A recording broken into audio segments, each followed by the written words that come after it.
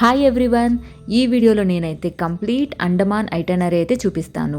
వీడియోనైతే మిస్ కాకుండా ఎండింగ్ వరకు చూడండి. ఫస్ట్ 2 డేస్ అయితే మేము పోర్ట్ బ్లేయర్లో ఉన్నాము. ఇక్కడ మేము అద్వషహా బీచ్ రిసార్ట్లో స్టే చేసాము. రిసార్ట్ అయితే చాలా బాగుంది. సో అందుకే మేము హాఫ్ డే అక్కడే స్పెండ్ చేసాం.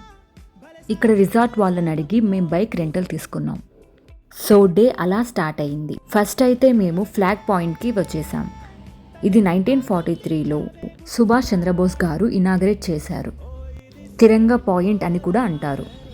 సో ఇక్కడి నుంచి అలాగే సెల్యులార్ జైల్కి వచ్చేసాం. లైట్ షో అయితే చాలా బాగుంది. నెక్స్ట్ డే మార్నింగ్ అయితే రోజ్ ఐలాండ్కి వెళ్ళాము. బైక్లో వెళ్తేనా చాలా వ్యూ పాయింట్స్ అయితే ఉంటాయి, మనం బాగా ఎంజాయ్ చేయొచ్చు. రిసార్ట్ నుండి అబర్దీన్ జెట్టీకి అయితే వచ్చేసాము. ఇక్కడ రోజ్ ఐలాండ్కి వెళ్ళడానికి ఫెరీ బుక్ చేసుకున్నాము. వాళ్ళే టు అండ్ ఫ్రో ఆర్గనైజ్ చేశారు. అప్పట్లో రోజ్ ఐలాండ్లో అయితే బ్రిటిషర్స్ స్టే చేసేవాళ్ళు.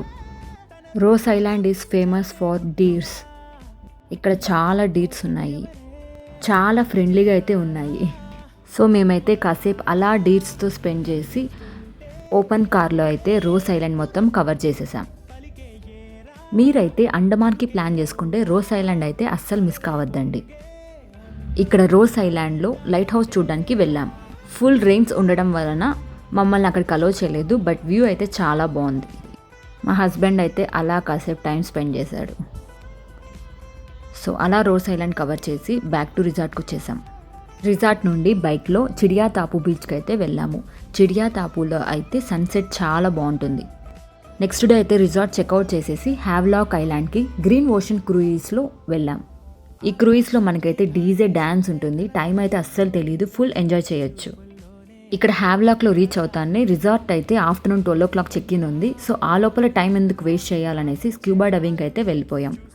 ఫస్ట్ టైం ఎక్స్పీరియన్స్ కదా, చాలా బాగుంది. హ్యావ్లాక్ ఐలాండ్లో రాధానగర్ బీచ్ అయితే చాలా ఫేమస్. సో ఈవినింగ్ టైం అంతా మేము అక్కడే స్పెండ్ చేసాము. ఫోటోషూట్స్కి ఈ బీచ్ అయితే చాలా బాగుంటుంది. So next day early morning 3:30కి కాయాకింగ్కి మేము వెళ్ళాము. ఒక ½ an hour వాళ్ళైతే మాకు ట్రైనింగ్ ఇచ్చారు. బయోలిమినిసెన్స్ ఎక్స్పీరియన్స్ చేసాము, చాలా బాగుంది. సో అక్కడి నుంచి వాటర్ యాక్టివిటీస్ ఆడడానికి మేమైతే ఎలిఫెంట్ బీచ్కి వెళ్ళాము. ఇక్కడ మేమైతే parasailing, sea walk, banana ride, rocket ride, black eye, jet ski అన్నీ కవర్ చేసేసాం.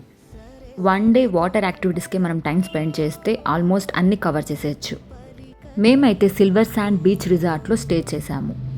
అక్కడి నుంచి నెక్స్ట్ డే గ్రీన్ ఓషన్ క్రూయిజ్లో నీల్ ఐలాండ్కి అయితే వెళ్ళిపోయాం.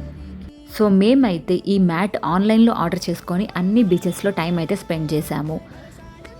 Bharatpur beach, Lakshmanpur beach, Sitapur beach అన్నీ కవర్ చేశాం. సో అదే రోజు నీల్ ఐలాండ్ నుంచి పోర్ట్ బ్లేయర్కి ఐఐటి మక్రూజ్ క్రూయిజ్లో మేము రిటర్న్ అయ్యాము. అందరూ బాగా టైర్డ్ అయిపోయారు. సో లాస్ట్ డే అయితే మేము హోటల్ డ్రిఫ్ట్వుడ్లో స్టే చేసాం. సో నెక్స్ట్ డే అయితే మేము సెల్యులార్ జైల్ డే టైం అయితే వెళ్ళాము. ఫస్ట్ డే మాత్రం మేము ఓన్లీ లైట్ షో కవర్ చేసాము.